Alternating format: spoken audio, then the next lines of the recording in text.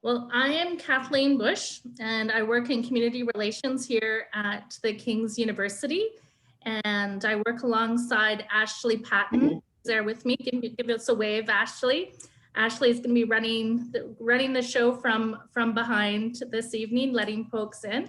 So thank you for joining us.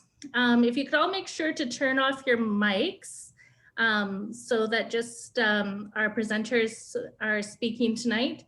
And if you go up to the corner, your right-hand corner, you could decide whether you want to visit the speaker view or the gallery view.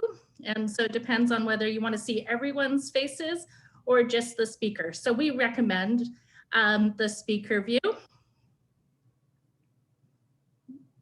Perfect. We're still letting a few people in, but welcome to this really important discussion tonight. Dr. Lloyd has done extensive research on this topic, and she is joined tonight by Dr. Caroline Liefers, who is from our history department, who will be introducing Dr. Lloyd. But Dr. Liefers also teaches a course on the history of gender and sexuality that she'll be teaching next semester. It is already full and a waiting list. So if you're hoping to take that course next semester, I would advise you to get on the waiting list now. Dr. Liefers has been with us for about a year, and she actually started off our public lectures last May with the history of pandemics and how germs change societies. And so we have all of our public lectures that we've been doing available on our King's YouTube. And so you could check out her lecture, which is a really timely lecture to revisit as we see how germs are changing our society.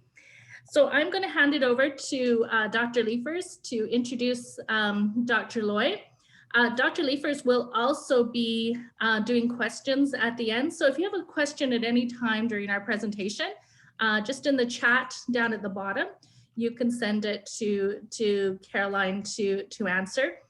If we have time, there might be time, depending on how many questions, she might take questions that you can say out loud. So just send her a cue in your chat and she will try and get to you. All right, with that, I will hand it over to Dr. Liefers. Thanks very much, Kathleen. It's my pleasure to be introducing my colleague, Dr. Heather Looy. Dr. Looy is, of course, a professor of psychology here at the King's University, but her affiliation with King's actually goes back much further. She studied for 2 years here as an undergrad before King's could even grant degrees, and then she returned in the 1990s as a professor. And she says that part of her reason for returning was to, quote, pay it forward. She had been inspired and shaped by her King's professors who were mentors in modeling how to live integratively, faithfully, and transformatively. Dr. Lloyd's research focuses on a number of different areas, including food, dialogue between science and religion, and of course, human sexuality and sexual diversity. And on this topic, her work often considers the issue of emotions, fear, hope, and so forth, which are of course so central to human sexuality. This evening, she'll be speaking on why sex is such a big moral deal. So Dr. Looy, thank you very much and welcome. Thanks, Caroline. Thanks for the introduction. Thank you all for coming on this, well, it depends where you are, I guess, but slightly bleak November evening. It's a pleasure to be with you, even though it's a bit disembodied, which is ironic given our topic. I'm going to just share my screen so that you don't have to stare at me, but you can look at my slides instead. Yeah, without further ado, let's get started. I'm going to show you an image. And I'd like you to just reflect for a moment when you see this image. What's your reaction? What is your first response?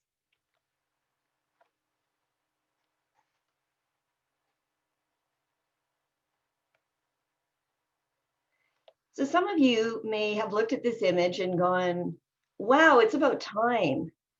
And some of you might have thought, wow, I feel so welcome. That feels so inclusive. And others might have gone, what? I don't get it. What is that? That's weird. I don't understand what it's trying to do. And some of you might have gone, are you kidding me? And still others might be rolling your eyes going, oh my goodness, things have gone way too far. And this whole range of reactions is normal and common in any community when we are challenged to think differently about things that, things that are near and dear to us. And so whatever your reaction was, I hope that you find that something in this talk speaks to where you're coming from. Now, I want to provide a little bit of context. This context is probably fairly obvious to most of you, but right now there are emerging voices that are telling us there are people in our churches, our communities, and our families who do not fit a clear female-male binary in all kinds of ways, physically, psychologically, or a heterosexual orientation. And these voices have been emerging for a couple of decades now, but they're getting they're getting stronger, they're getting clearer, and they're telling us that they're present. And I'm saying they because most of us, the majority of people identify as female or male. Most of us have a heterosexual orientation, but not all of us. And so pronouns are difficult. This is the best I can do in this talk, but I'm not trying to create a separation as if we're talking about some other species. We're talking about ourselves too here. Something that we know about these voices are that individuals who identify as sexual or gender minorities are vulnerable. And they are frequently shamed, wounded, and rejected. And this turns out to be especially, although not exclusively, true in Christian communities. That's just a reality. And Christian communities are noticing this and are starting and struggling to respond. And I've facilitated lots of conversations and given lots of talks in various types of Christian community over the last number of years on these topics. And several of the things that I've learned in that process are that, first of all, a lot of people are feeling really confused and a bit overwhelmed by this, what feels like a seismic shift in the ways that we think and talk about gender and sexuality. I also find that they're full of questions and really, really want to understand this more clearly. But there's also a lot of fear for a lot of different reasons. And I want to speak into that fear a little bit tonight. Now, one of the things that makes it so difficult to struggle to respond to challenges to our ideas of sexuality and gender is that these conversations seem to be particularly emotional and particularly divisive. We're dealing with lots of social issues. We're dealing with lots of controversy in lots of different ways. But there's something about sexuality and gender that I think has some maybe distinctive characteristics that I want to highlight and see if that can help us to be more aware of what we're bringing to the conversation. So the question that I'm really asking here is, how can we as Christians create room at the table for people who differ in their views and their experiences of gender and sexuality? And I'm using the metaphor of the table because the central symbol of Christian worship is a table. And Jesus is notable and also somewhat notorious for who he sat down at table with. And as followers of Christ, we are asked to invite all people to the table. And we have a lot of trouble with that. We have trouble with that because it's hard to be at table with people that don't fit. And whatever we mean by fitting, it's the case that we want to be with people who are like us, who think like us, who express themselves similarly to us. We're really uncomfortable with people that challenge that, that ask us to think differently about things. And we're also really worried that the wrong sorts of people at our table will somehow make us less holy. Now, the table in this case, in this topic, is a table where we gather together to wrestle with questions and challenges around gender and sexuality. And we've always had a problem as human beings in human communities dealing with challenging social issues. And this is particularly problematic in our current day and age, where you're probably aware that you know, when people disagree, we're starting to polarize really extremely. We stand and point fingers at the people who don't share our view. We demonize the other. And this is something that's becoming deeply problematic in our culture more generally. And there's a lot of really good work being done on this topic by scholars of all sorts, including Christian scholars, including some of my colleagues here at King's. And I'm a psychologist, so while there are aspects of this that are very, that are important to be addressed by the philosophers and the theologians and the sociologists and the political scientists, those aspects are really important. What I'm going to do today is I'm going to focus on some of the psychological pieces that are part of the reasons why we're having trouble having a conversation about these topics. So here's a bit of an outline of what I hope to do tonight. So we're asking the question, why is it so hard to invite others to the table where we're having a conversation about gender and sexuality? And so I'm going to address three broad areas: social categories. Then I want to address something about personalities and priorities. I want to dig right down into the really what's implied by the title of this presentation, the role of emotions, and particularly the emotion of disgust. And then we'll spend a few minutes talking about what do we do with this stuff? Where do we go next? And I'm going to be drawing in this talk quite extensively from the work of a couple of scholars. One is psychologist Jonathan Haidt, who's done some really important work on emotions and moral decision making.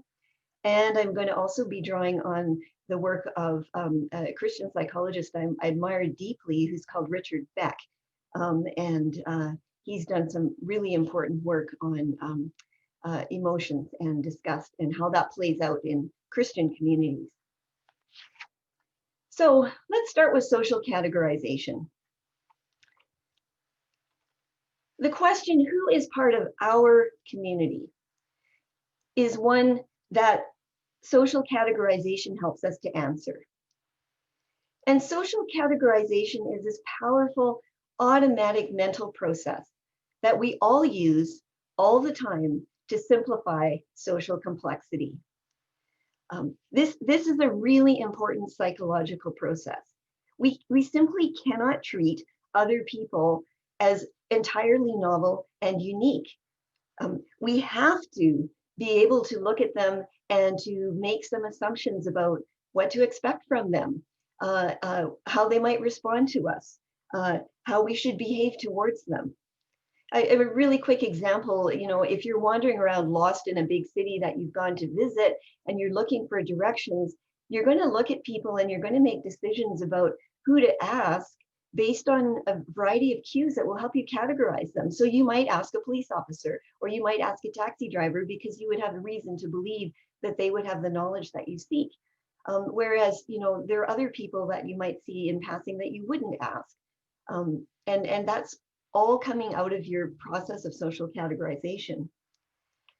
Now, a word that's associated with social categorization is stereotyping.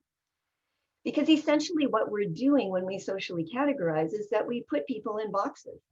And we say, all the people in this box, they have these characteristics, they have these traits. And that's what stereotyping is. And we tend to use the word in a negative sense, but in fact, it's a really important psychological process. And it allows us to make educated guesses that help us function without burning up a whole pile of mental energy trying to figure everything out as if it's completely unique and novel. Now, we belong to and we identify with many, many different social categories. For example, you identify yourself with a particular religious group, political party, you're a member of a particular family, of a certain hometown, of an ethnic group, you cheer for a particular hockey team or football team. And these are all social categories that you inhabit. So nobody fits in just one social category, but when we talk about a particular issue, then we're going to be focusing on specific salient, important social categories that are relevant to that conversation. And in this conversation, the most relevant social categories that we use are the social categories of male and female. And this set of categories is one of the most widespread, socially significant categories that we use in our culture, and in fact are used in many human cultures. And in our cultural context, these social categories are modeled and explicitly reinforced as binary categories. That is, there are two boxes for people, and one box is for males and one box is for females. And every human being, we expect, is supposed to fit in one of those two boxes. Now, this is such an important social category that in fact, when a human baby is born, and these days, sometimes even before it's born, the first question is not even, is my baby healthy? The first question is my baby a boy or a girl? That's the first question we want an answer to. We want it so badly that we get ultrasounds to find out ahead of time. And then we use that information to have gender reveal parties so that we can tell our family and our communities, we're having a boy, we're having a girl. And people want to know this information because in the absence of that information, they say, well, we don't know what to buy as a gift for this child. We don't know what color to paint the nursery. We don't know what kind of clothes to get. And if you think about that for a second, it's kind of interesting. You can't gift a baby with something because you don't know whether it's a boy or a girl. We find that it matters in our culture. Lots of people are really quite exercised with having the answer to this question. And it's not just, oh, those people who stereotype. It's most of us, most of the time. And we have signals all over the place that reinforces binary. So here's a classic one. In contrast to the image I showed you at the beginning, the symbols for public restrooms, which in the 19th century were divided into rooms exclusively for men and rooms exclusively for women. And our children pick up on these signals. They know that this is important, that this is salient. They learn it really young, and they see the signals in their environment. You go to the toy store, and some of them even go as far as actually putting labels up on the walls, girls' toys and boys' toys. But even if they didn't, you would know which ones were intended for which sex because of the colors that are associated, which we've all learned really young. Pink is for girls and blue is for boys. And if you didn't know it from that, you'd know it from the images on the packages, which will usually show girls playing with the dolls and boys playing with the construction materials. And we teach both explicitly and implicitly how you're supposed to behave if you're a boy or a girl. Boys don't cry. Girls need to be cooperative and well-behaved, as an example. Girls are going to grow up to be attracted to boys. Boys are going to grow up to be attracted to girls. That's just the way it is. Those are the characteristics of these categories. And so these are deeply, deeply salient categories in our minds, in our culture. And we expect the members of these categories to share common traits. So boys are a certain way, girls are a certain way. And this XKCD cartoon illustrates the way that social categories work in our minds psychologically and how they lead us to interpret other people's behavior. So on the left, you have two characters that are drawn to represent two males. And one of them is doing some math on the board, which apparently is bad math. I wouldn't actually know because it was a long time since I did that kind of math. So I will take it as given that it's being done incorrectly.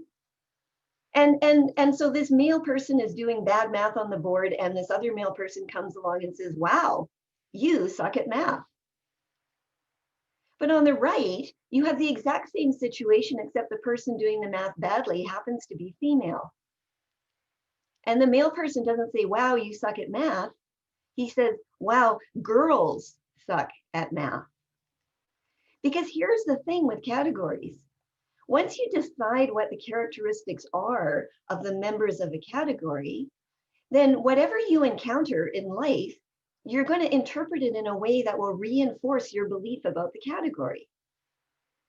So on the right, we have a character who has this belief that in the category of girls, those members are people who are generally not good at math.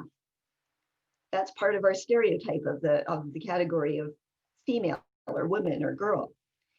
And so when they encounter a female person who's doing math poorly, then that's another piece of evidence that supports the idea that girls aren't good at math. Now, if he encountered a girl who actually was good at math, he would simply process that as an exception to the rule, as opposed to a challenge to the idea that the members of the category girl are not good at math. On the left, he encounters a male who isn't good at math. And instead of using that experience to challenge his idea, oh, maybe males are not always good at math, what he does instead is he says, oh, well, males are still good at math. You just happen to be an exception to the rule. And that's how social categories work for us psychologically. So categorizing focuses our attention on differences between the categories and hinders our ability to notice the variation that's inside the categories. And so if you have ever said, or you have ever heard somebody say, oh, men are all whatever, or just like a woman to do whatever, then you have been expressing this powerful psychological process. And you're not a bad person for doing it. This is something that we have to do in order to navigate our really socially complex world. But here's the reality. This is a very abstract graph. What it's showing is along the bottom, you have the scores on some variable that you measured in people, like emotional expressiveness or toy preferences or mathematical ability. And on the vertical axis, you have how many people get a particular score. So on the left, you would have low scores. On the right, you would have high scores. And so in this particular version of this graph, you have females who are, they're the pink curve, of course. And you can see that generally speaking, they seem to score a little bit lower than the males do on whatever it is we were measuring. And the peak of the curve represents the average score for that group. So the average score for the women on this graph is lower than the average score for the men. And this is what we would call a difference between the categories. And when researchers do this, and then they measure the average difference between the categories, and they do some statistics on it, and then they'll write a report, and they'll report in the research, men are better on average than women at something. And what they're reporting is that average difference. But if you look at this graph, you can notice that there's a lot of variability within each of the categories. In fact, the variability inside each group of the inside females and inside males is actually bigger than the difference between the averages. And so you can see within a category, there's a huge range. And in fact, the females and males in this graph are overlapping each other quite a lot. And there are males who are doing worse than lots of females and females who are doing better than lots of males. And that's what we usually find when we do this kind of research. We'll find average differences that might be as big as on this graph. They might be smaller, they might even be bigger, but there's always that overlap and that variability. But the thing is that this is statistics. Psychologically, our categories don't work that way. Psychologically, people only sit at the average, and the average female in this graph is scoring below the average male. Now, this categorizing I've suggested to you is critical for us. We use it automatically, and we do it all the time to simplify social complexity. I'm going to show you another image, and I'm just going to give you a few seconds to look at it. And I'm not going to tell you anything more about it, except just look at it.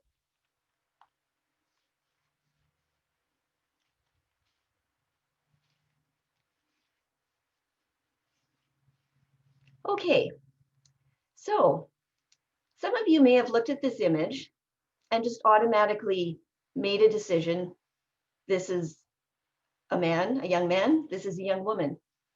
And you might not even have thought about it. And then you proceeded to think about other things like, what on earth is this lecturer wanting us to think about this image? Some of you might have looked at this image and stumbled and thought, young man, young woman, I'm not sure. Uh-oh, what do I do? I'm not sure. Let me look closer. How do I figure it out? What are the signals?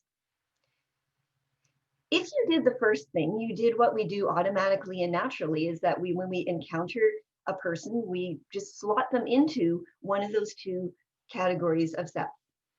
This person's a male or a female, a boy or a girl, which is normal. That's what we do. But sometimes, as in this image, sometimes the information is a little ambiguous, a little more ambiguous than perhaps usually is the case. And if you were struggling with figuring out, is this person male or female? Notice the mental energy that it takes to do that. And notice how for many of us, it's uncomfortable. We want to know, we want the answer. And by the way, I can't give you the answer because I don't know it either. So if you are uncomfortable and you're wondering about it, I'm sorry, I cannot relieve your discomfort. But sit with your discomfort, because that tells you something about how squirmy it can make us when people challenge our categories, especially really deeply significant ones like sex or gender. Okay, so some implications of social categorizing.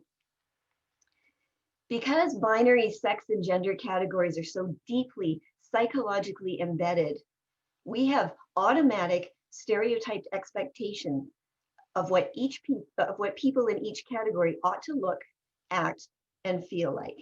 We just do. And that's not necessarily a bad thing or a good thing. It just is a thing. That's something that we do. And we experience discomfort when we encounter the unfamiliar, especially when the unfamiliar can't be neatly slotted into our categories. That's just hard for us. I want to say one more thing about social categorization before we move on, and that is that it isn't just for sex and gender. We also classify others according to their religious, political, or moral beliefs, and we're more comfortable with those who share them. So while a binary view of sex and gender is prominent and significant and plays a big role in how we react to challenges to that binary, it's not the only thing that's going on in these conversations. Another thing that's going on is that we feel out, this person that I'm talking with, do they think the same way I do on these issues? Do they think, do they share my religious commitments? Do they share my political leanings? Do they share my my beliefs about the morality or immorality of various ways of talking about sex and gender?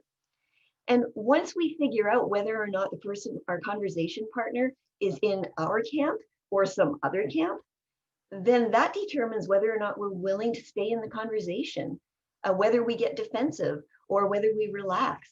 And so this is also going to be playing a role in coming to the table to talk about this. Now, the thing is that in general, then, we often will ignore or exclude or be actively hostile or defensive towards those that are outside of our categories. Psychologically, we're pretty tribal. We have an us and there's a them. And we do this pretty intuitively and instinctively, which works kind of okay if you're spending your entire life, in one small community, but doesn't work so well when we live these collective multicultural lives where we're always bumping into people that aren't in our categories. And this is a process that contributes to social cohesiveness. It's not a bad psychological process in some ways. It's just that it can trip us up sometimes. And in fact, it serves, at least theoretically, to protect us against physical and social threats. If you have spent your life in a community where you are known and everybody knows you, then when a stranger comes into your midst, you immediately recognize that they're not part of your community, that particular social category. And it's possible that they are bringing a physical or a social threat. For example, this is kind of relevant to today, they could be bringing a disease that you and your community are not resistant to. And then it would make sense for you to be wary and to exclude them or to be hostile towards them. It would be, a safe bet. So even if they're not carrying a disease, if there's a chance that they are. Now, that works okay in sort of certain types of contexts, but again, it doesn't work so well in ours. And what it means is it's really difficult to welcome people who don't fit our categories to the table. I want to tell you a quick story about chickens. It really is relevant, I promise. In a sexuality class of mine a few years ago, a student, when we were talking about this topic, shared this story that she was a farm kid. And at one point, as many farm kids do, she had a flock of chicks that she was going to raise up to adulthood and then, sell them to family and friends for the meat. And she really liked her little flock of chickens. And one in particular was her favorite. And so she decided, and she was quite young at the time, she decided that she would tie a ribbon around the leg of her favorite chicken. I found this image on the internet, by the way. This is not an image from this student. So apparently this is a thing. Anyway, so she tied a ribbon around the leg of her favorite chicken. And the next day when she went to the chicken coop, her favorite chicken had been pecked to death by all the other chickens.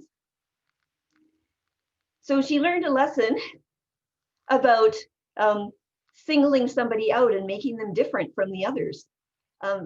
So here's the thing. There are ways in which we human beings psychologically are not that different from chickens. We have trouble with people that are different. We don't know what to do with them. And one of our responses can be to reject them. However, fortunately, we are a lot smarter than chickens.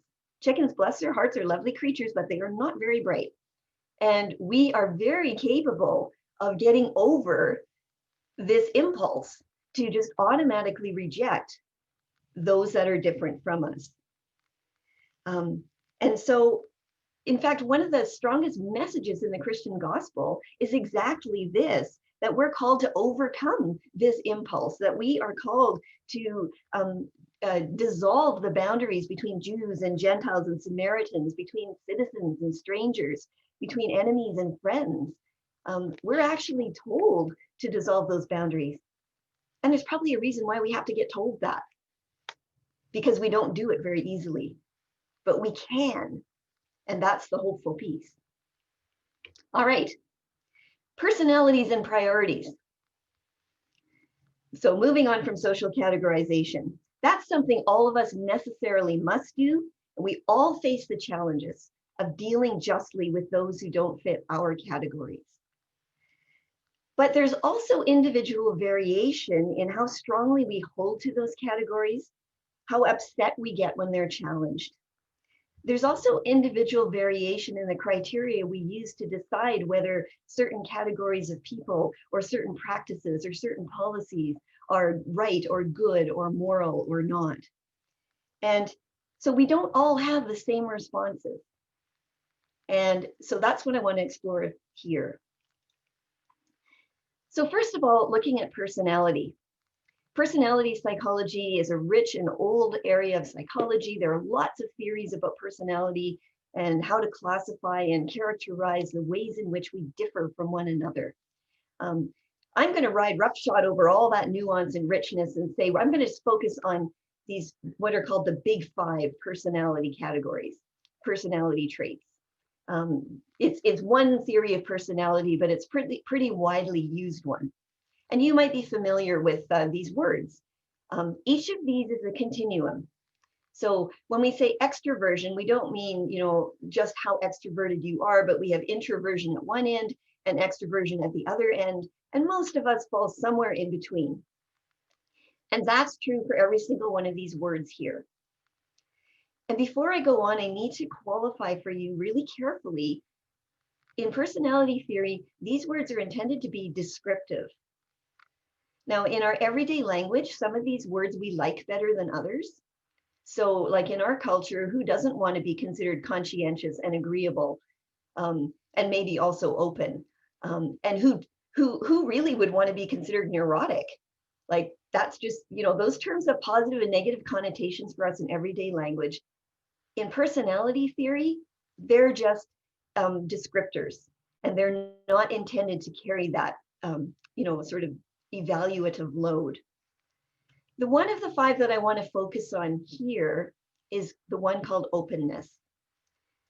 So more open people, so people who score higher on openness, thrive with novelty and variety. They have less need for structure, order, or closure. And in fact, they may even find that oppressive.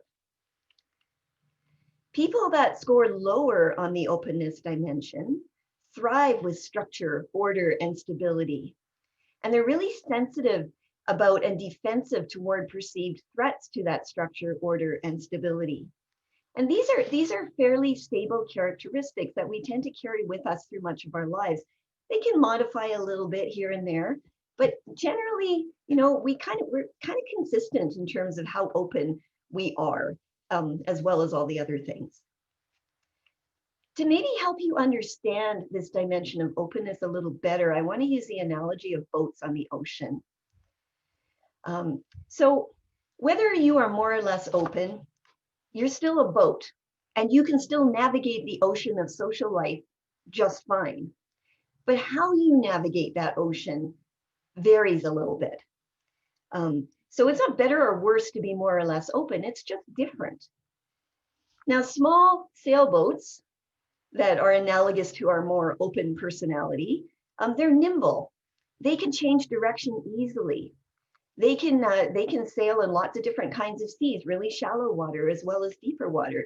They can explore the little coves and on the shoreline, or sail around little islands and rocky outcrops and things like that. They're also a little bit more at risk if the seas get really rough. They can lose their direction fairly quickly. Big ocean liners are not very nimble. They don't change easily. They don't change direction easily at all. It takes them a long time. And by the time they've done it, they're a long way from where they started out trying to change direction. So they're not very adaptable. And they're also a little bit more than the little sailboat, more limited in the range of waters that they can explore. But they are sure and steady. And if you're in really rough seas, you kind of want to be on the ocean liner instead of the little sailboat. So this personality dimension has some implications for how people respond to challenges to their ideas about gender and sexuality. People who are less open find violations of their understandings of sex and gender particularly problematic. You'll see a lot of anxiety, defensiveness, and concern about social destabilization among people with this personality trait. They will say things like, but it's a threat to the family. It's a threat to our society. We're all going downhill. And while some of that may be, a reasoned response based on evidence, quite often that it's an emotional response that's coming out of their personality, at least in part. People who are more open find strict adherence to traditional views around sex and gender really oppressive. They feel trapped or invalidated Or even if they don't personally feel trapped and invalidated, they feel very concerned about personal harm, about the injury to individuals who might not fit the traditional views or the traditional models.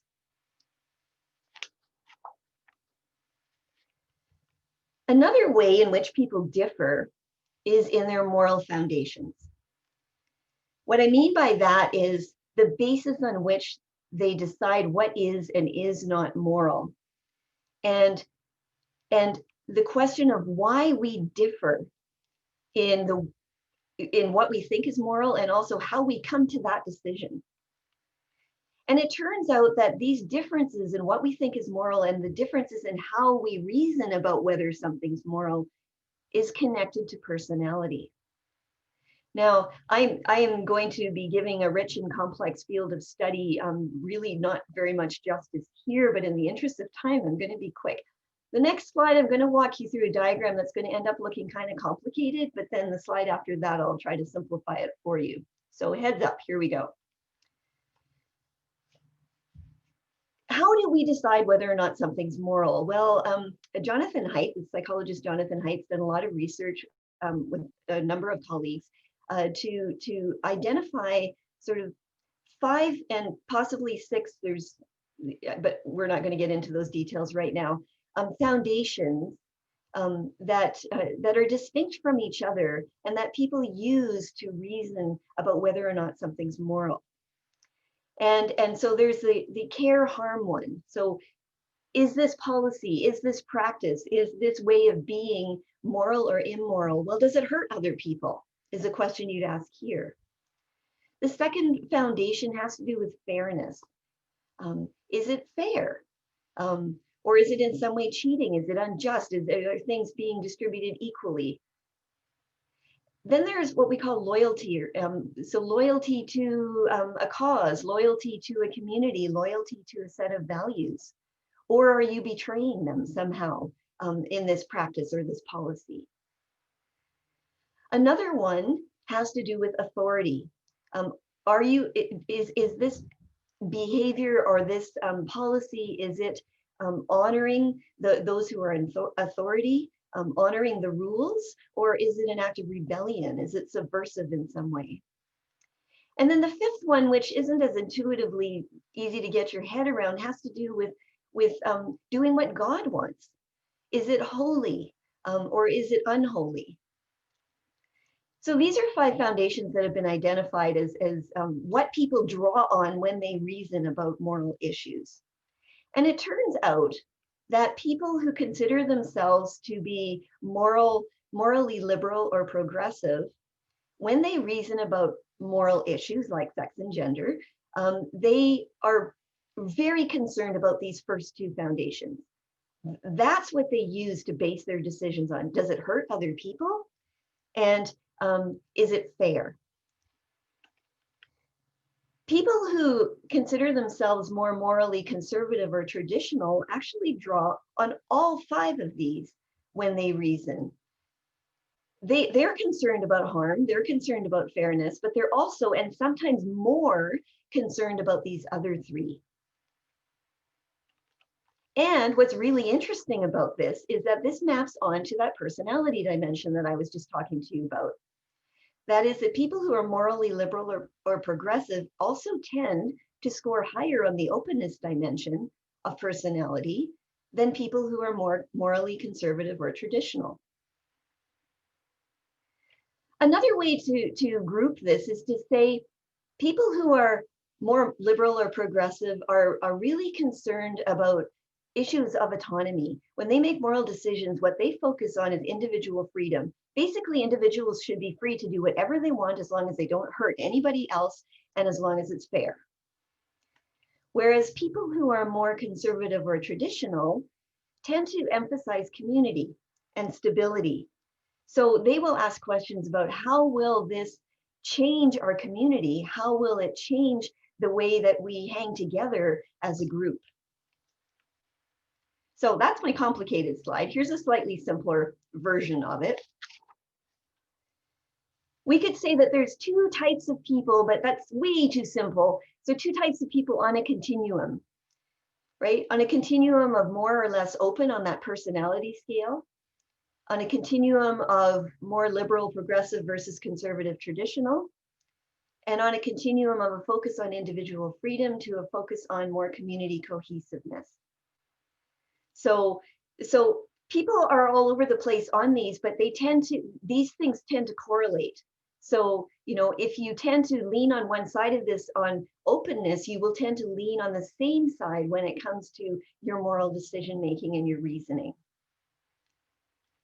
And the image at the bottom of the screen is to try and submit to you that if we understand this, we might start to learn to speak each other's language just a little bit. And that might facilitate our conversation. I want to say just a little bit more about moral traditionalists and their focus on community stability. We live in a culture where in sort of the public sphere, I think a lot of moral traditionalists feel as if the liberal progressives are kind of winning the public conversation. And so I want to say something about that because I think it's something that we can, any of us can then use to think about and speak into, what is the value of this focus on community? Because honestly, people who are morally liberal or progressive and people who are morally conservative or traditionalist, they tend to look at each other and go, how on earth can you think the way you think? How can you reason the way you reason? It makes no sense to me. So community stability is rooted in shared values, meanings, beliefs, practices, norms, and institutions. And these help us to regulate selfishness and facilitate cooperation in communities. And we, in our very individualistic North American culture, we're kind of losing sight of this, and we're losing sight of the value of this. And so I want to put a plug in for the value of community and the importance of shared values, meanings, and beliefs, and how critical that is to not just our community function, but also our individual well-being. Martin Luther King Jr. put it, I think, really well when he said, we are caught in an inescapable network of mutuality. What I do affects others. And I need to be aware of that when I make my decisions. We need to be part of communities that are characterized by these shared values, beliefs, and norms. We need to be in communities where we know one another, where we're in relationships of trust. We need that for our individual well-being as well as for our communities. So for moral traditionalists, clear and simple rules around sexual and gender norms provide a structure that is psychologically powerful and effective, and contributes also to community cohesiveness. So this is good, right? We want this, don't we? Maybe, kinda, but strong and shared values, beliefs, and practices also risk stigmatizing, rejecting, and alienating those who do not fit our social categories or challenge our social norms. And in fact, communities with strong shared values, beliefs, and practices can be dictatorships. They can be fascist communities. As long as enough people within the community adhere to those shared norms, values, and beliefs, or at least feel that they must, you've got a cohesive community, but you don't have a happy one, and you certainly don't have a community where individuals are thriving, or at least not all individuals are thriving. So there's a tension here, right? Individual freedom is great, but we also need the anchor and the stability of community cohesiveness. Community cohesiveness is great, but it can deny individual creativity and freedom, and it can stigmatize people who don't fit. Okay, so to the heart of the matter, I really am almost done. Issues of sexuality are emotional. So all of this stuff, social categorizing, personality differences, moral reasoning, this isn't all abstract sort of logic stuff that we're doing. We really care about this stuff, and we care about it in a lot of different ways. And we're caught up in a society that taught us that sex and gender are binary categories, that, you know, male and female is, you know, the only way to be, that, you know, everybody in those categories shares the same features. And if you don't, there's something wrong with you. And they serve a purpose, these social categories, and personality differences and moral differences mean that some of us value those categories more than others, or are more willing to challenge them or change them than others. And all of this is important and valuable, but we care. We really care. This comes from our guts, not just from our heads. So moral decisions are not only conscious and deliberate, they are also intuitive, automatic, and emotion-based. And emotions are important because they tell us what is important. They tell us what to embrace, what to avoid. They help us behave in socially acceptable ways. And by the way, emotions are also widely used to persuade people to a particular point of view. And we use it because it works. It works really well. You want to get people to follow you, even if your ideas are ridiculous, make them terrified. That if you know, make them terrified of something, create an enemy, and they will follow you if they believe that, you know, you somehow are going to help them deal with that enemy. Emotions are, when it comes to conversations about sexuality and gender, emotional rhetoric is all over the place. And I'll show you an example of that in just a bit. Issues of gender and sexuality involve lots of emotions, but they especially involve the emotion of disgust. Now, disgust is an emotion that's linked to impurity. We feel disgusted when we smell rotting food, for example, and that's really good because it means that we're not going to eat it and ingest some kind of toxin that's going to kill us.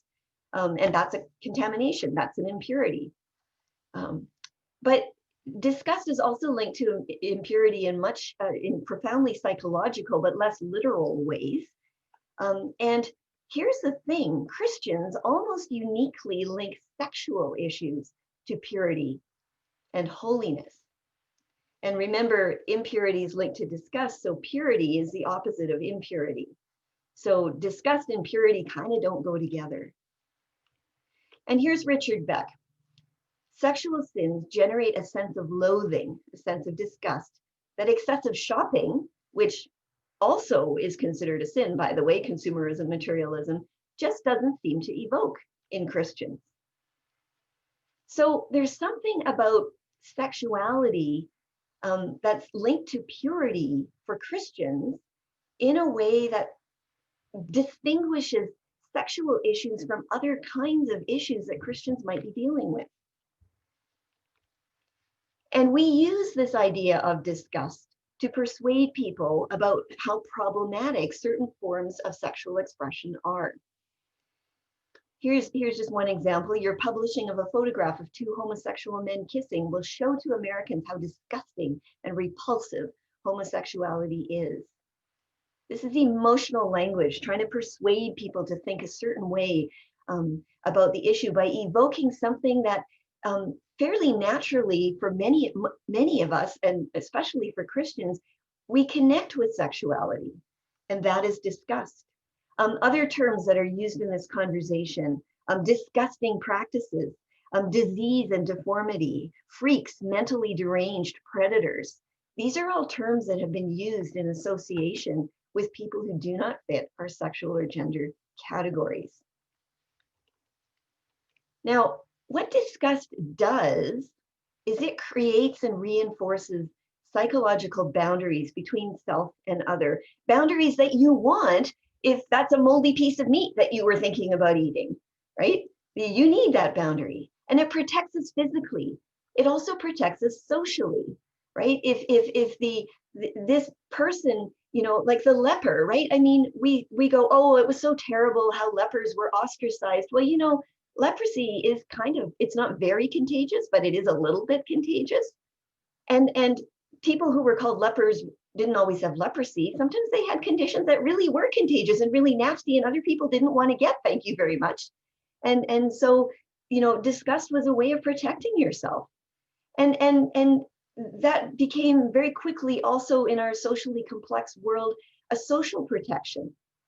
So, read the Old Testament. There's lots of language of disgust and purity that has to do with social rules and who you're allowed to associate with and when and why and under what conditions and what to do if you associate with the wrong person at the wrong time to fix the problem, which can be complicated. And here's the thing too with disgust is that it is binary. You are either pure or contaminated. So a couple of psychologists have done a ton of research into disgust. They put it this way, so maybe this will help you get the concept better. A teaspoon of sewage will spoil a barrel of wine, but a teaspoon of wine will do nothing for a barrel of sewage. Right? That barrel of wine, if there's a teaspoon of sewage in it, that tiny little bit of contamination has contaminated the whole barrel. The whole thing's got to be pitched. We can't touch it. We're not going to ingest it. No way, no how. But it doesn't work the other way around. In our psychology, the pure cannot purify the impure. It can only be the case that the impure contaminates the pure. And remember, in Christian circles, purity is associated with holiness. So contact with anything other that is deemed disgusting will contaminate you. So you need to reject the other. So the implications of this are pretty profound. Disgust erects boundaries, and it is inherently dehumanizing. It's very difficult to find room at the table for those who we perceive as disgusting or unclean in some way. And in fact, Beck argues that purity metaphors that we use in the context of holiness and of Christian formation are a recipe for conflict and division. Especially, he argues, when you use them selectively, as we do with sexuality, where we link those kinds of things to purity, we don't link other kinds of activities to purity in the same way. So we can sin, by being too consumeristic or materialistic, and we can talk about stumbling or falling, but we're not contaminated, we're not disgusting, we're not impure, we're not unclean in the same way that we believe that we are, or we treat others that we perceive as somehow being outside the bounds in terms of sexuality. And because of this, you cannot love the sinner and hate the sin when the sin is viewed as a purity violation. You can do it if it's like, oh yeah, I spent too much money at Christmas. I was too materialistic. I repent of that, because that's not a purity violation. And so you can say, oh, I still love you, embrace you, you could be part of my community, but yeah, you shouldn't be so materialistic. I mean, if we really wanted to talk that way to each other. But when it's a purity violation, that doesn't work, because remember, that teaspoon of sewage is going to contaminate all of us if we let it near. Okay, so what do we do with all this? As you prepare for conversations around sexual and gender diversity, I submit there's a lot of things going on, but one of the things is a set of psychological dynamics. Personality differences is genuinely harder for some people to have this conversation than others. Moral foundation. Do you prioritize individual freedom or community cohesiveness, or both? And what about your conversation partners? Where are they coming from? Think about how social categories limit our ability to see diversity within our categories, and also what we share with people that we perceive as being in other categories. Recognize that binary sex is psychologically deeply embedded, and that categorizing our conversation partners as other can limit our ability to take their perspectives seriously. If we're in the conversation only to convince other people to agree with us, we're not going to get very far. And to become aware of the really powerful emotions that are at play, especially the role of disgust, which has, I think, a really problematic presence in these conversations. So knowing all that, being aware of that, what do we do? I'm just going to submit a few suggestions. This is, of course, simple and not complete, and there's lots more that we could do with this. But I want to remind you that in Christianity, alongside notions of disgust and purity and holiness, there is also another important thread of love and grace and justice. And some theologians have done beautiful work exploring this in more detail. I also want to remind you that Jesus flips the purity contamination script and flips it through his love. This is something that was so hard for people in Jesus' time to get their heads around, because the Jewish culture very much has a strong purity idea, not just for sexual issues, but for all kinds of issues. And so they thought this way all the time. And in some ways, they were more fair about it than most Christians are, because they applied purity to more categories than just sexual categories. But then Jesus comes along and he sits with unclean people and he lets unclean people touch him. And in the Jewish mind, that was contaminating, that Jesus would have become unclean. And Jesus turns around and says, I'm the teaspoon of wine that makes the barrel of sewage pure. That's what he does. That's the upside down thing that he does that is so hard for people to swallow and so incredible, and such a gift of the gospel. Now, love is the flip side of disgust. It dissolves the boundaries between the self and the other.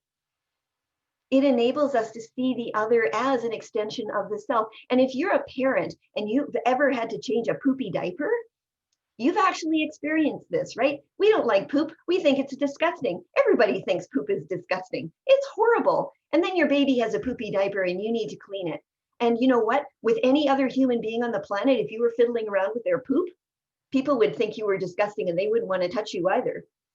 But you get to clean your baby's bottom and nobody has a problem with that, because they know you love your baby, and that love has dissolved the boundary between yourself and them, and they are now part of you.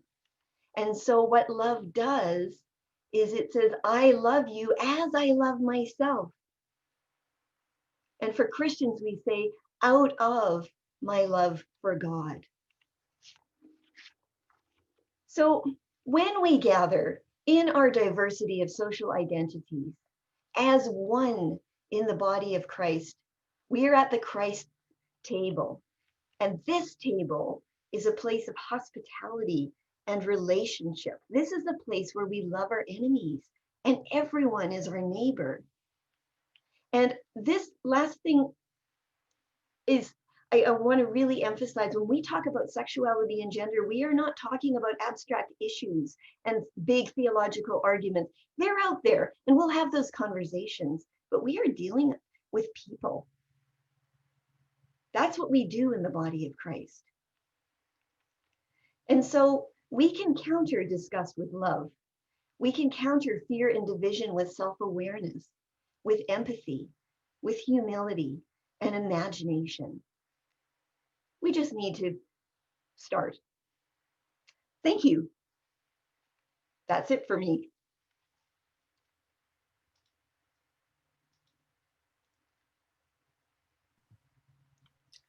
That's wonderful. Thank you very much, Heather. Thank you, thank you.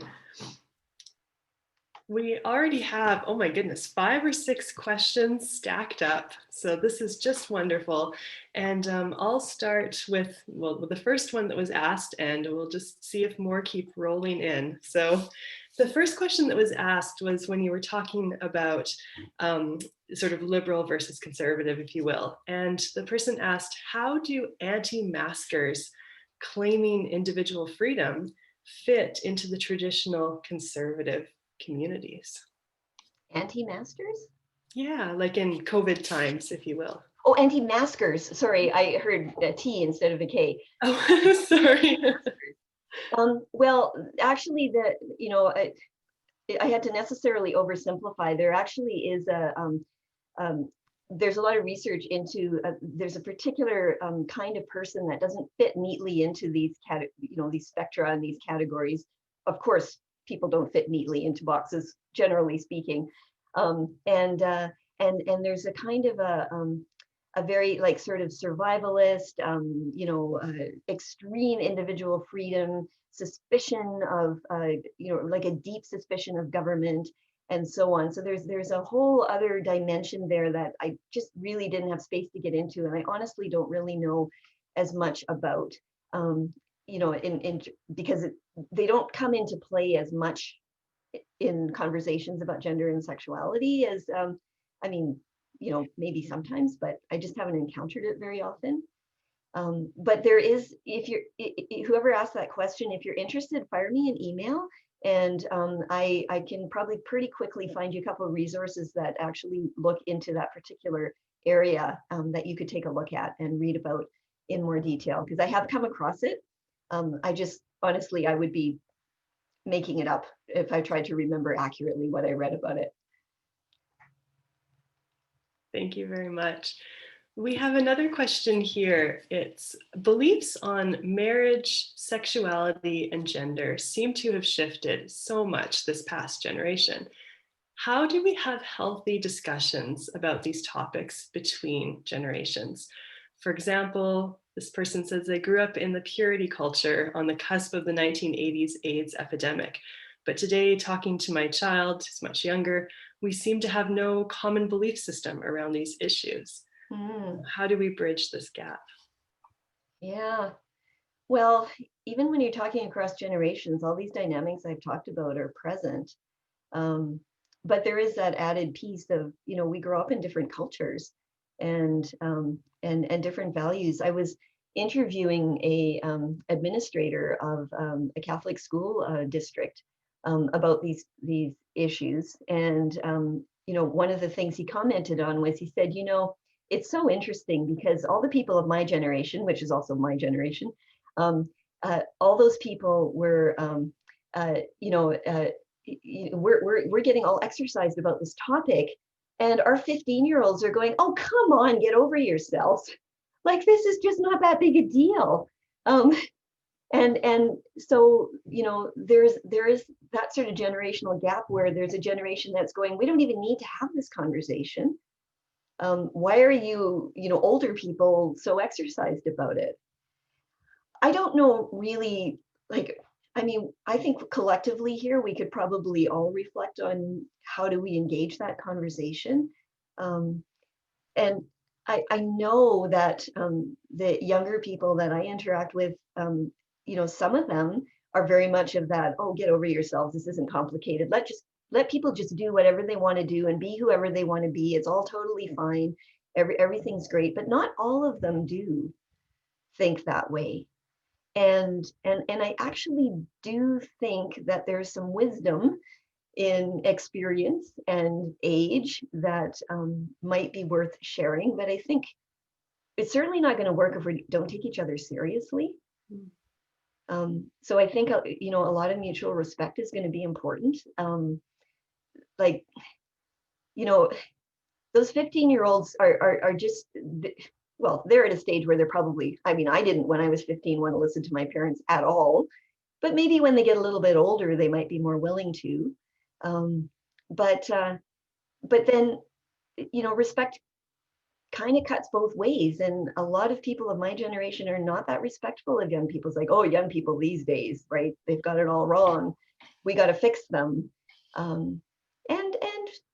We live in an ageist culture where young people are not taught to respect older people's views either. So there's a lot of complicated dynamics going on there.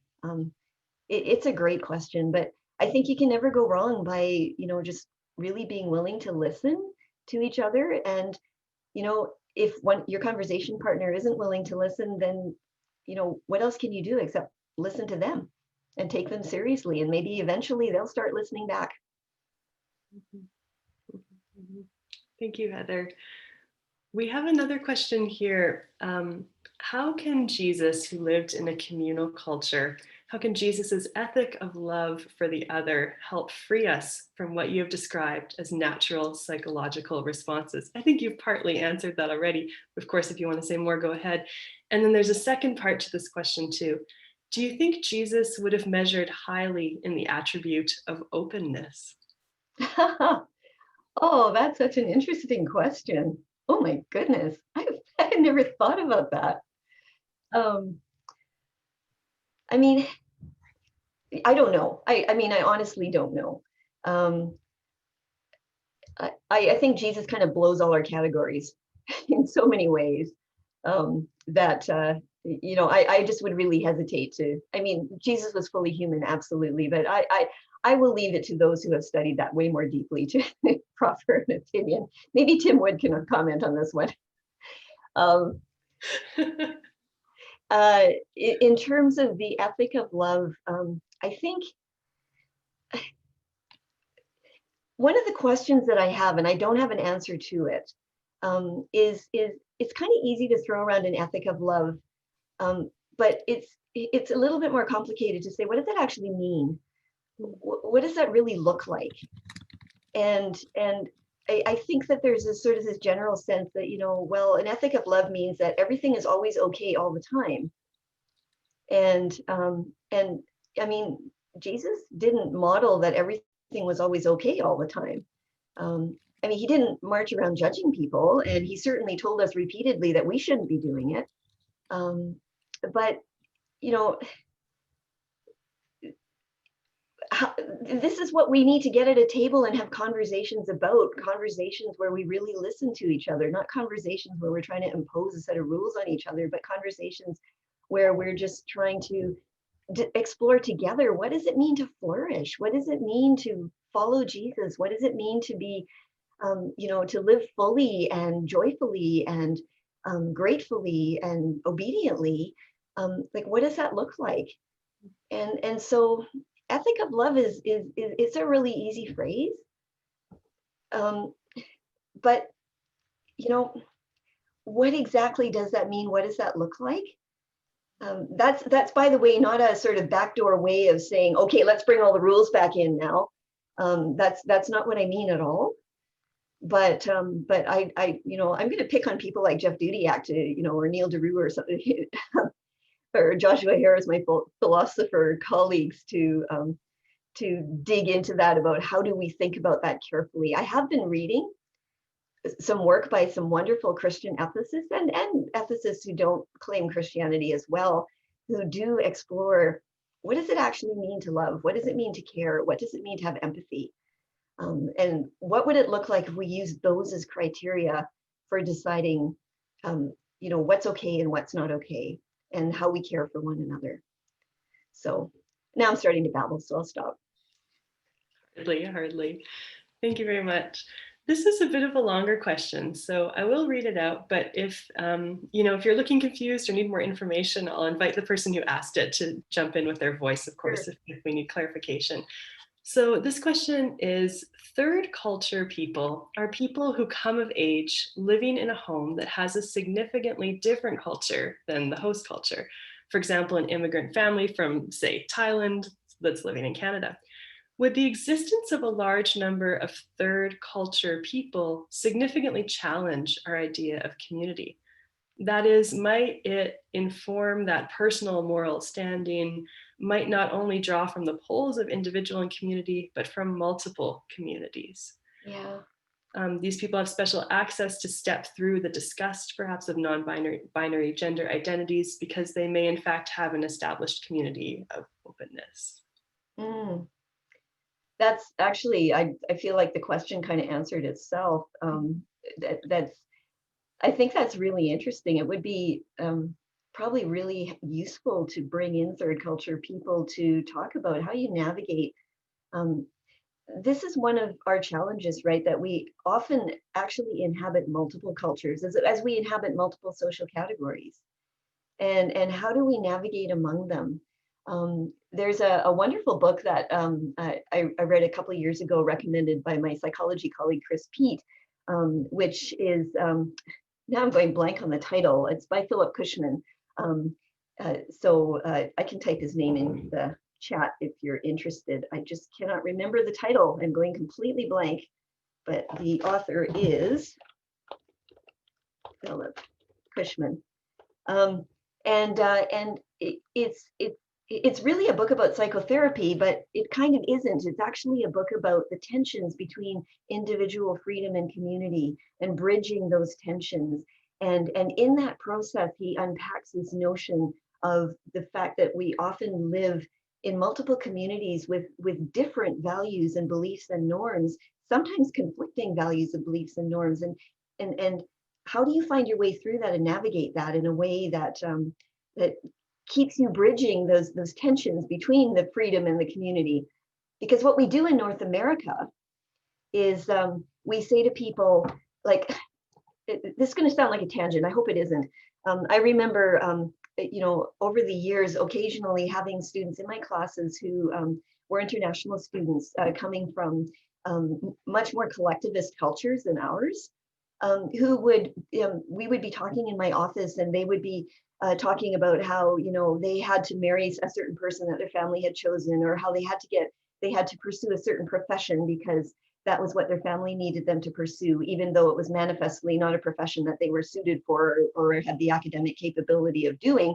So they would be in tears in my office because they weren't succeeding at this thing that was so important to their family and community. And my instinct as a person who was raised very individualistically was always to say, well, poop on your parents. Like, my goodness, like, you're an adult now, make your own decisions. Like, you're never going to be a doctor because you got a D- in, a biology course. And I mean, obviously I would never talk that way to a student, but, inside there's a kind of that reaction, right? Which is the, like, just kick off the traces of that oppressive community that's, forcing you down a path that you either don't want to go down or you can't go down. But that's a really Western thing to do. It's a very individualistic thing to do. And the price that people pay when they do that is huge. And I think we who have been raised individualistic don't even realize what we've lost. Unless we've been lucky enough to grow up in a small community or like a village or a rural area or something like that, where we may have had that. And those communities can be toxic and oppressive and horrible, nasty places, but they can be places of nourishment and support, where you are known in all your warts and idiosyncrasies. And so that's the tension. And I don't even know if I addressed that question, but anyway, if the person who asked it wants me to, I'm not sure I feel qualified to address it, but if you want me to go in a different direction, just let me know. Heather, I asked the question and Okay. and you responded to what you said sounded like music. It was awesome. Oh, okay. I think that's a vote of approval for sure. We have a couple more questions here, and I think we have time for them. So this has been great. Thank you. So the next question is, the metaphor of a teaspoon of wine with a barrel of sewage is also deployed in racism. So the notion of a drop of black blood makes one black, and so forth. Can you comment on how transferable this analysis is from gender to other diversity issues of the day? Ethnicity, race, age, geography, etc. How is this approach from Beck, Haidt, and others, and yourself, of course, a useful lens for these other troublesome political issues of our day? Oh, most of this is relevant to that stuff too, absolutely. I tried to bring in a few things. I do think that gender and sexuality carry with, that those topics carry with them some features that make them like, it's like a perfect storm. There's some specific features like the deep embeddedness of the sexual categories, for example, and there's some other dimensions to this that I just didn't have time to get at today. So I do think that there's some things about gender and sexuality that are uniquely difficult, but then there are things about racism that are uniquely difficult to racism, that are, but differently difficult.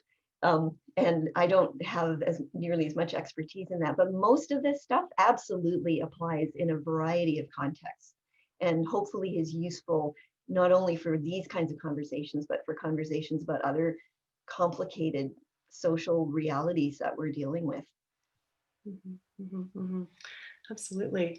And we also have a question from someone who says, I was wondering about the people that in many ways your talk has also been talking about. So the LGBTQ community, or whatever other terms people might use to identify themselves. What should people from those communities do? Is there more that they could do? Is there an approach they should be taking? Do you have any suggestions on that front? Well, I think everything I said applies to everybody. It kind of doesn't matter what your gender or sexual identity is. I always I want to be hesitant to talk to people who identify as a sexual gender minority identity, just because I don't identify in one of those minority identities myself. I don't live this every day myself in the same way that my brothers and sisters who do have to. One thing I would want to say to those of us who don't identify as sexual or gender minorities is, as I said at the beginning, these individuals are generally really vulnerable. They're vulnerable to being excluded and rejected and shamed and treated as abominations and so on. And while they are speaking out and making their voices heard and telling their stories, which takes an incredible amount of courage, kind of laying themselves bare, it's, the idea that somehow they have to do the work. It's kind of like, when a community that's predominantly white wants to have a conversation about racism, and so they make all the people that aren't white take the lead in that conversation as if somehow they have the answer. And so I don't want to lay this burden on people that identify as gender and sexual minorities, that somehow it's on them to make this conversation happen. I think it's on those of us who don't so identify to make this conversation happen, not because we have the power, although we actually do, whether we want it or not, but because what we regularly do, and when I say we, I mean people that are, not on the LGBTQ spectrum, is we kind of say, well, give us time. We got to work this out. This is kind of hard for us, and so on. And I mean, in this talk, I've suggested that there are ways in which this really is hard for lots of us, for all of us in different ways. But it's, but how do you tell somebody who you've been sort of stomping all over, probably unconsciously, but you still have been stomping all over? How do you say, well, I'm sorry, I'm still stomping on you, but I'll stop stomping eventually, I think, but I have to process this for a while. But what I would say, I guess, all that being said, is that people that identify on the LGBT spectrum sometimes do sort of take a position, which I kind of understand, but in the long run, I suspect it isn't going to work, which is you need to fully agree with everything that I think and do and all the ways that I express myself before I will feel loved by you, before I will believe that you love me. And I mean, I have a daughter, I have a granddaughter. I love them to pieces. Nothing will ever change that. Do I like everything about them? And do I like everything they do? And do I agree with it all? No, I absolutely don't. But I don't go marching around telling them that all the time, only when it happens to be appropriate. And I'm in relationship with them. And so, there's so many pieces to this. Sorry, you asked this question and my mind is going madly off in all directions here. And so the words coming out of my mouth are going madly off in all directions. But yeah, to LGBTQ people, I would say, if you are willing to come to the table and you are willing to, if you're brave enough to come to the table, a table where you haven't felt very welcome, then thank you for coming. And we're glad you're here. And tell us your story. And we'll listen for a really long time. And then maybe at some point when you're ready, maybe you can also listen to some of our thoughts as well. That's yeah, I'll stop there. Thank you. We don't have very much time left, but we do have one comment and one question remaining. So I hope you'll let us sort of sneak those in. The comment is from Paige. If you wouldn't mind just unmuting your mic, go ahead. Hi, Heather. So good to see you. Oh my gosh, it's been ages. It's been forever. Yes. I just want to say thank you so much for your dedication to researching this and to opening up the conversation and keeping at least a few spaces open at your table. So thank you so much for being a champion for the LGBTQ community, the Christian community, and also the LGBTQ Christian community as they Thank you so much for, thanks so much for being a champion for us. It's meant a lot. Well, that's really honoring for you to say that, and thank you for that. I feel I don't deserve it, but I appreciate it. Thank you. We just have the one final question, which is, I think, an important one. How do you understand the difference between judging and discerning?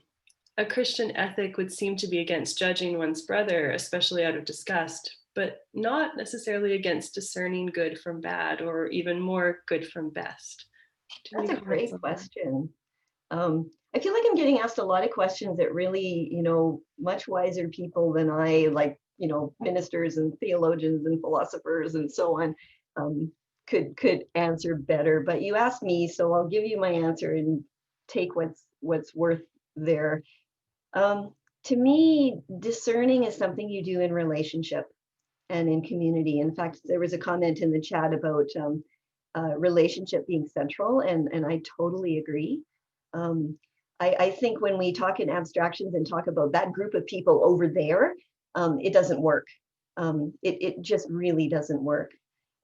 Discernment to me has always meant a practice in community. I've really appreciated Jeff Dudiak's stories about Quaker processes of discernment, gathering together, often in silence or with just a very few very pointed and pertinent questions.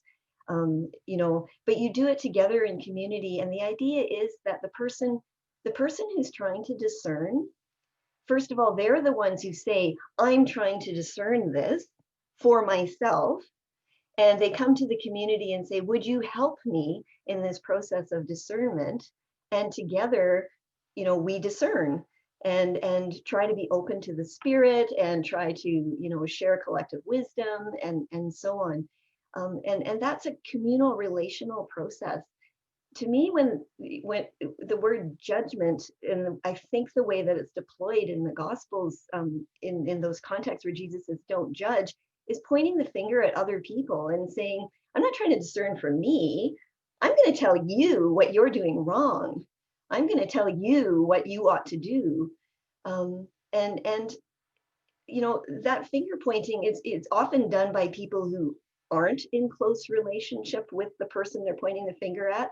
And even if it is somebody you're in close relationship with, it's still a kind of, I get to decide what you should do, as opposed to, let's get together and let's discern this together. And so to me, that's a key part of that distinction. But I'm totally willing to be corrected if somebody has a different way of articulating that. Thank you very much. These have been wonderful answers, and thank you so much for your wisdom. It's just been great. I'll send it back to Kathleen for our final sign off. And yeah, thank you, Caroline, for working through those questions with Heather. And Heather, I really appreciated, I'm sitting at my table right now that actually extends out. So it fits 6 and then it'll fit 12.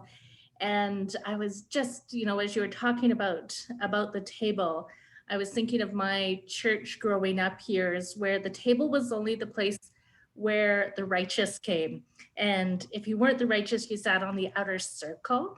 And so it takes a while to work that through. And what does it mean to come to the table? And your words tonight were really beautiful. And that'll be my takeaway, to invite others to the table for these important conversations. And so thank you, Heather. Thank you, everyone, for coming out to this lecture. We have one more in this series, in this Educating for Life series, and it'll be next Monday, same time. Marco Katz is going to be doing a lecture on working with international students. I forget the title at the moment, sorry, Marco, but I invite you to come and check it out. And this will be up on our public lectures on YouTube in about a week's time or so.